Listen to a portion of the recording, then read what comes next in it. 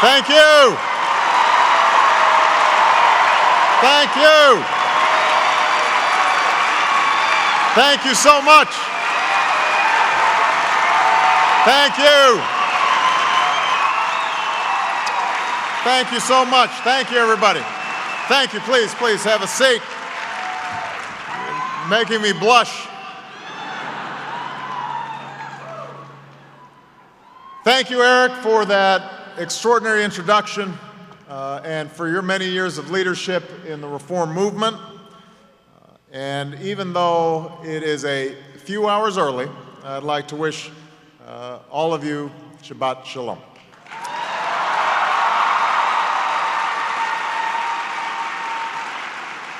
Now, there are a lot of familiar faces in the House. David Saperstein, Alan Solo, Rick Jacobs, Howard Kaur. I want to welcome Israel's Deputy Prime Minister and Defense Minister Ehud Barak.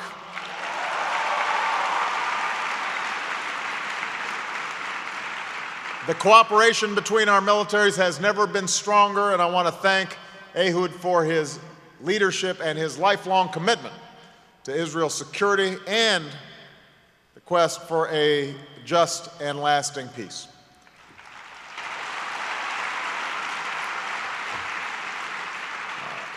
I also want to recognize Israeli Ambassador Michael Oren, who's with us here today.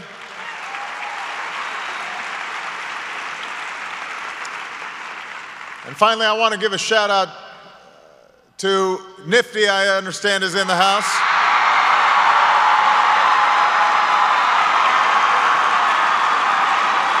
Young people are going to lead the way, and they're leading the way.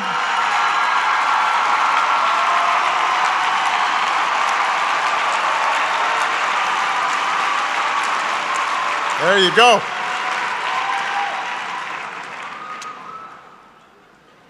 I'm fired up just listening to him.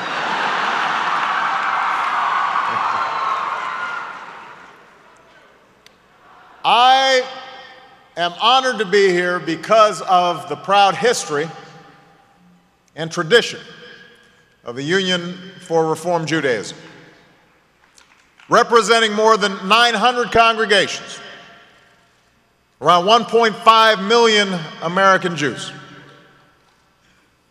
I want to congratulate all of you on the golden anniversary of the Religious Action Center.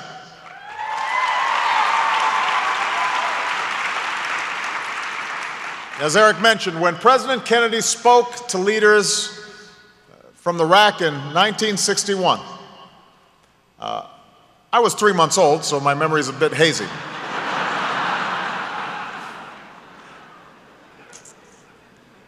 But I am very familiar with the work that you've done ever since.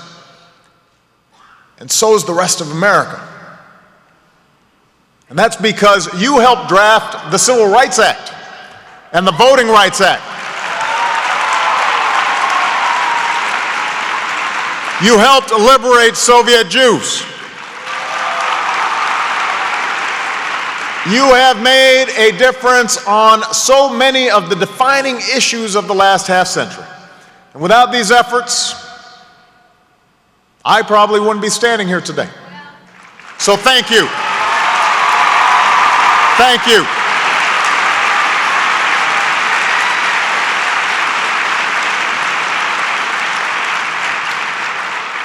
You have brought to life your faith and your values. And the world's a better place for it. Now, since my daughter Malia has reached the age where it seems like there's always a bar or bat mitzvah every weekend, and there is quite a bit of negotiations around the skirts that she wears at these bat mitzvahs.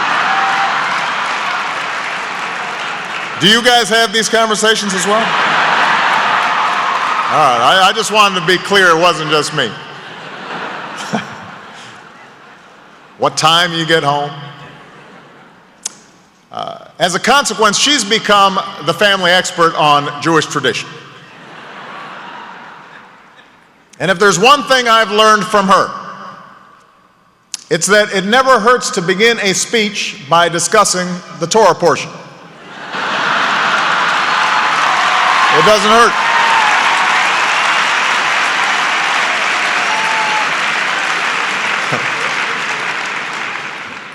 So this week,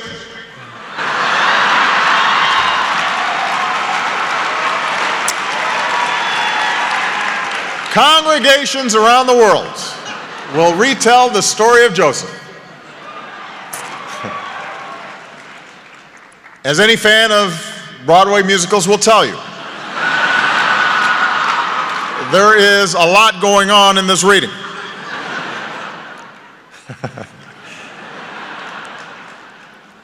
But many scholars have focused on a single word that Joseph uses when he replies to his father Jacob.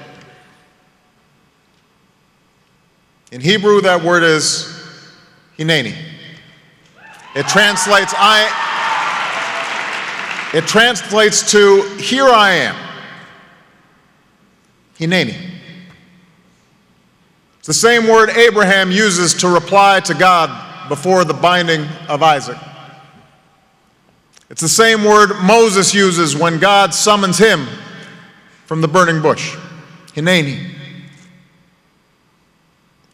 The text is telling us that while Joseph does not know what lies ahead, he is ready to answer the call. In this case, Hineni leads Joseph to Egypt.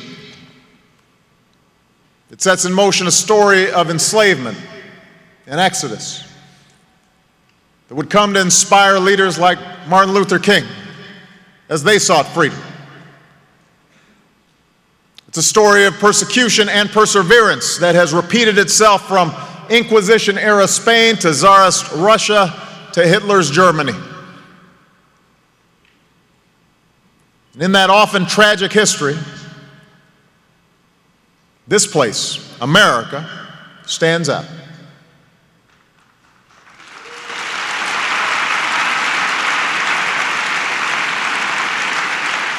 Now, we can't whitewash the past. Like so many ethnic groups, Jews faced prejudice and sometimes violence as they sought their piece of the American dream. But here, Jews finally found a place where their faith was protected, where hard work and responsibility paid off, where no matter who you were or where you came from, you could make it if you tried. Here in America, you really could build a better life for your children.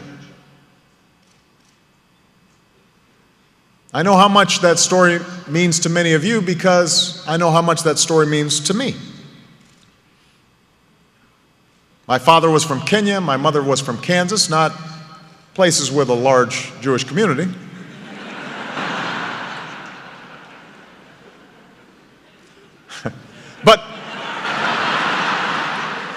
But when my Jewish friends tell me about their ancestors, I feel a connection.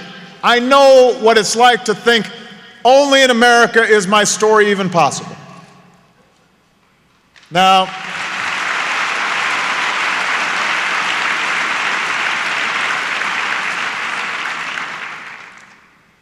I have to interrupt.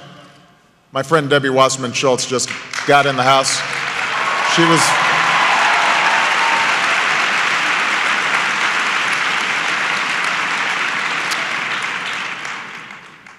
Now, the Jewish community has always understood that the dream we share is about more than just doing well for yourself. From the moment our country was founded, American Jews have helped make our union more perfect. Your parents, your grandparents, your great-grandparents, they remembered what it was like to be a stranger, and as a result, treated strangers with compassion. They pursued tikkun olam, the hard work of repairing the world.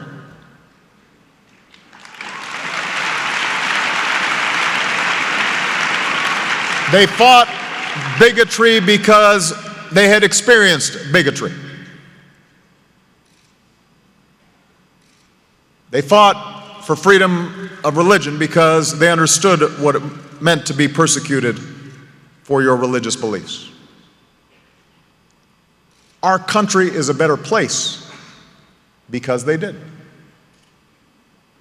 The same values that bring you here today led Justice Brandeis to fight for an America that protects the least of these.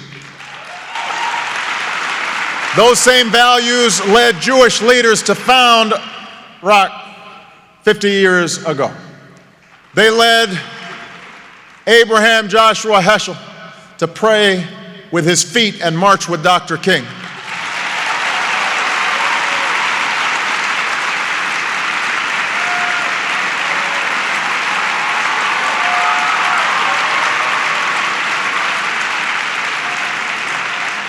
And over the last 3 years, they have brought us together on the most important issues of our time. When we began this journey, we knew we would have to take on powerful special interests. We would have to take on a Washington culture where doing what's politically convenient is often valued above doing what's right, where the focus is too often on the next election instead of the next generation.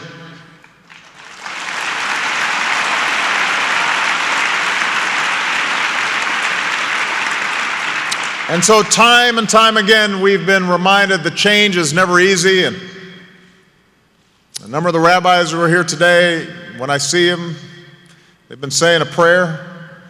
They notice my hair is grayer.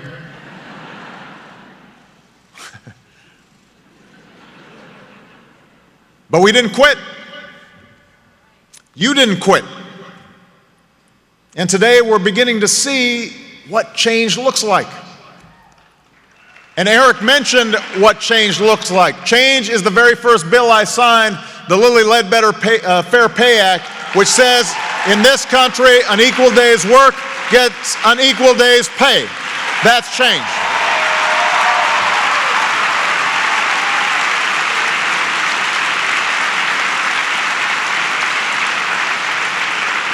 Change is finally doing something about our addiction to oil and raising fuel efficiency standards for the first time in 30 years. That's good for our economy. It's good for our national security. And it's good for our environment. Change is confirming 2 Supreme Court justices who will defend our rights, including our First Amendment rights surrounding religion. Happen to be 2 women, by the way. That's also a good thing.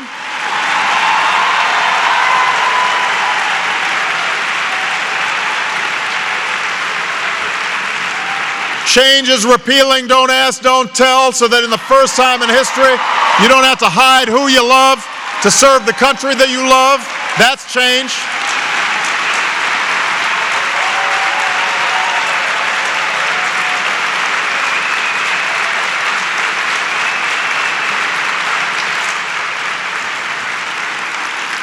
Change is working with the reform movement and other faith-based groups to reform the federal faith-based initiatives, improving the way we partner with organizations that serve people in need.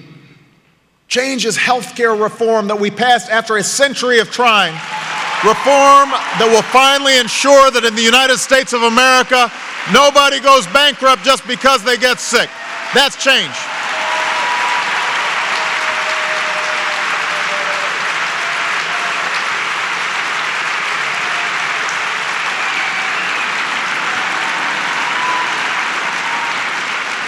Change is the 2.5 million young people, maybe some of those nifty folks who have health insurance on their parents' plans because of the Affordable Care Act. That's change. It's making family planning more accessible to millions of Americans. It's insurance companies not being able to charge you more just because you're a woman or deny you coverage if you had breast cancer.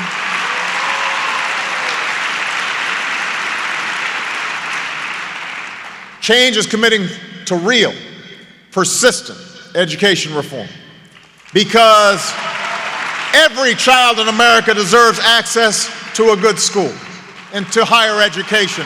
Every child.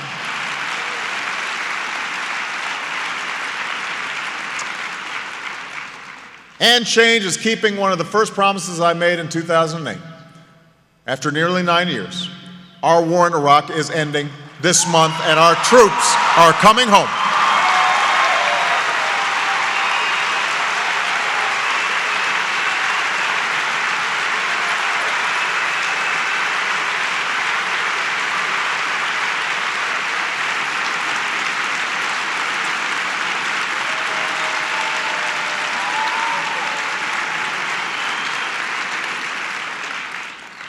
That's what changes. And none of this would have happened without you. That's the kind of change we'll keep fighting for in the months and years ahead. Just last night, you took another step towards the change we need and voted for a set of principles of economic justice in a time of fiscal crisis. And I want to thank you for your courage.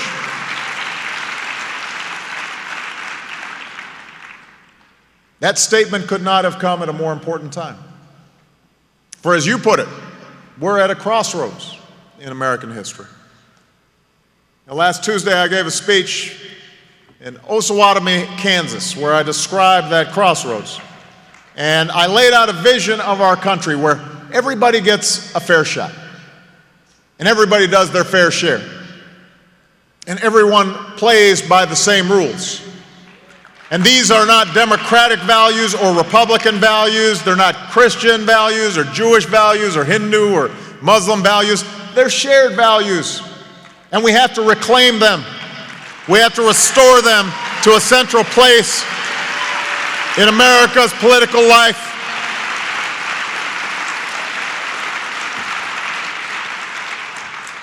I said it last week, I'll say it again. This is not just a political debate. There's a moral debate. There's an ethical debate.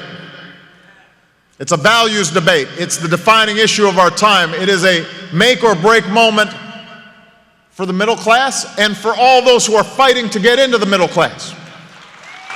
And for those of us who remember parents or grandparents or great-grandparents who had to fight to get in the middle class, but they understood that the American dream was available to them because we were all in it together. That's what this is about. And last night, you reaffirmed the moral dimension of this debate.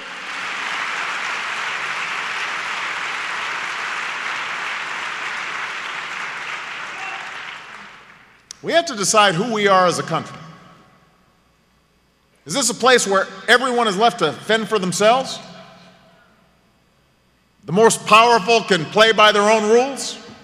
Or do we come together to make sure that working people can earn enough to raise a family, send their kids to college, buy their own home, have a secure health care and a secure retirement? That is the story that almost all of us here share in one way or another. This is a room full of folks who come from immigrants and remember what it was like to scratch and claw and work. You haven't forgotten. You know what it's like to see those in your own family struggle? Well, we have to apply those same values to the American family. We're not a country that says you're on your own. When we see neighbors who can't find work or pay for college or get the health care they need, we answer the call. We say, here I am, and we will do our part.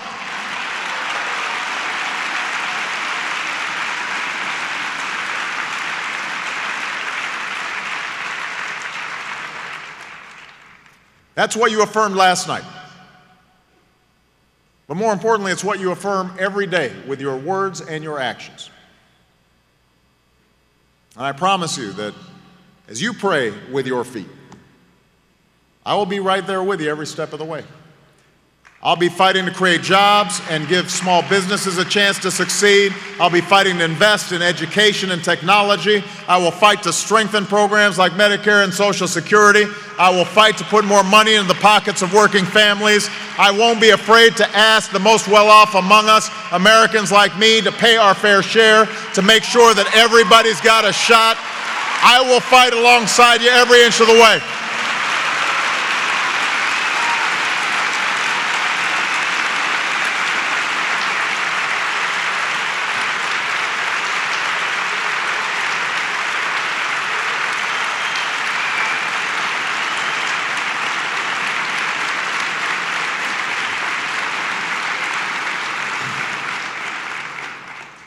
And as all of you know, standing up for our values at home is only part of our work. Around the world, we stand up for values that are universal, including the right of all people to live in peace and security and dignity.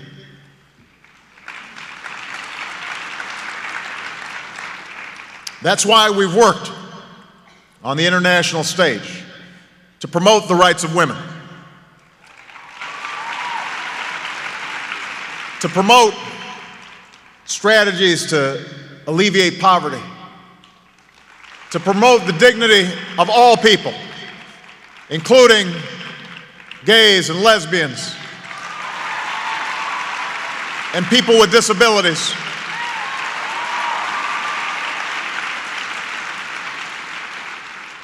To promote human rights and democracy. And that's why, as president, I have never wavered in pursuit of a just and lasting peace, 2 states for 2 peoples, an independent Palestine alongside a secure Jewish state of Israel. I have not wavered and will not waver. That is our shared vision.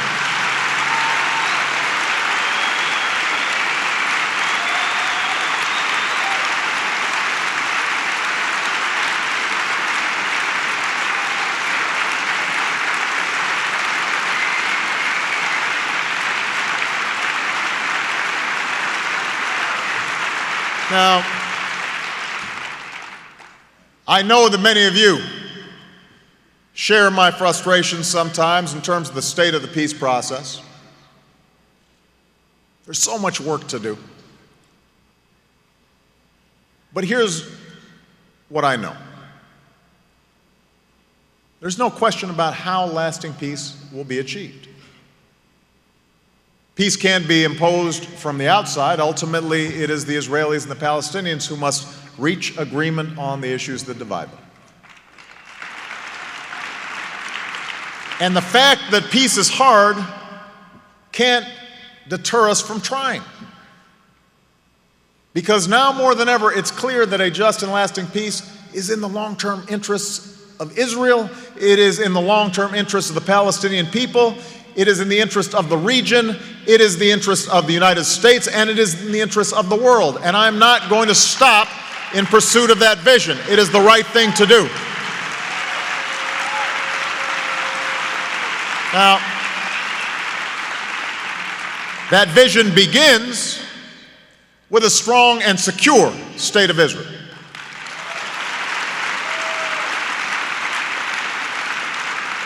And the special bonds between our nations are ones that all Americans hold dear, because they're bonds forged by common interests and shared values. They're bonds that transcend partisan politics, or at least they should. We stand with Israel as a Jewish democratic state because we know that Israel is born of firmly held values that we as Americans share. A culture committed to justice, a land that welcomes the weary, a people devoted to tikkun olam. So America's commitment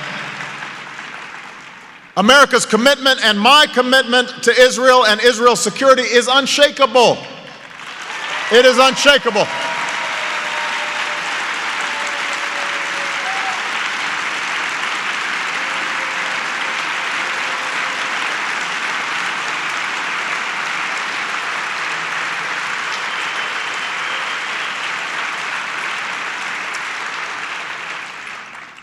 I said it in September at the United Nations. I said it when I stood amid the homes in Sderot that had been struck by missiles. No nation can tolerate terror. No nation can accept rockets targeting innocent men, women, and children. No nation can yield to suicide bombers. And as Ehud has said, it is hard to remember a time when the United States has given stronger support to Israel on its security. In fact, I am proud to say that no U.S. administration has done more in support of Israel's security than ours. None. Don't let anybody else tell you otherwise. It is a fact.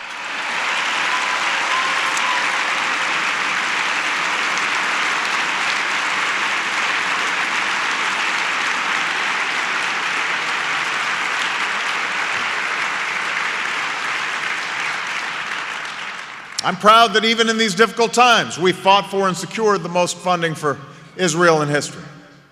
I'm proud that we've helped Israel develop a missile defense system that's already protecting civilians from rocket attacks.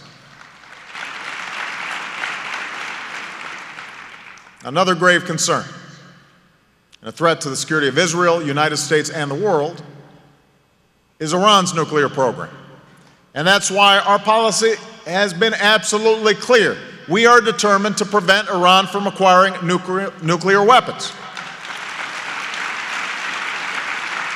And that's why we've worked painstakingly from the moment I took office with allies and partners, and we have imposed the most comprehensive, the hardest hitting sanctions that the Iranian regime has ever faced.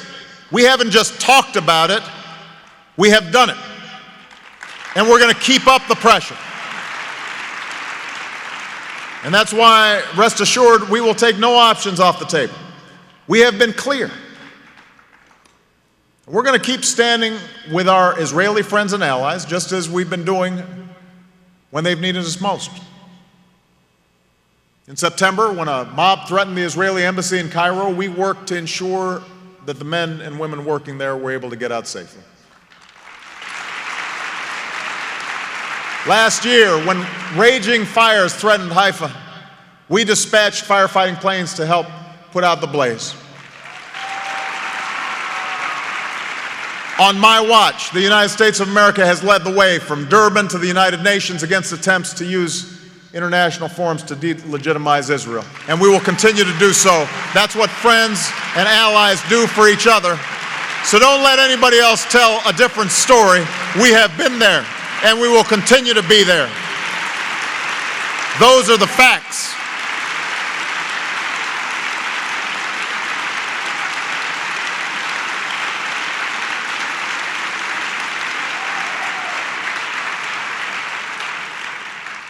And when I look back on the last few years, I'm proud of the decisions I've made, and I'm proud of what we've done together.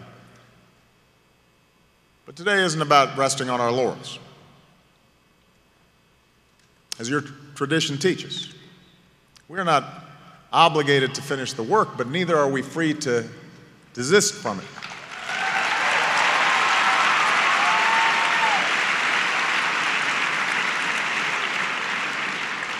We've got to keep going.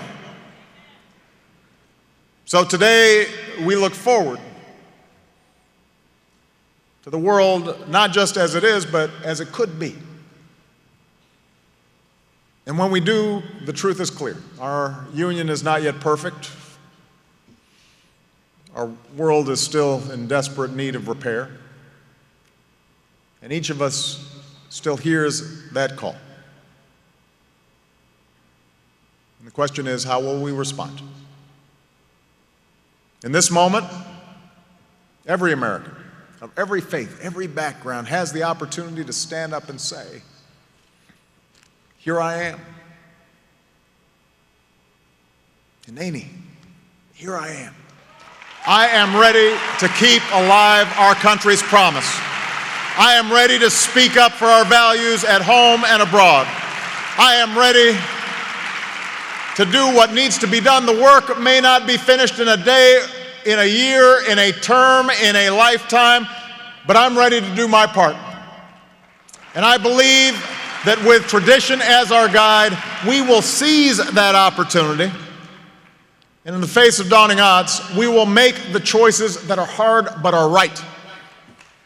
That's how we've overcome tougher times before. That's how we will overcome the challenges that we face today. And together we will rewrite the next chapter in America's story and prove that our best days are still to come. Thank you. God bless you. God bless the United States of America.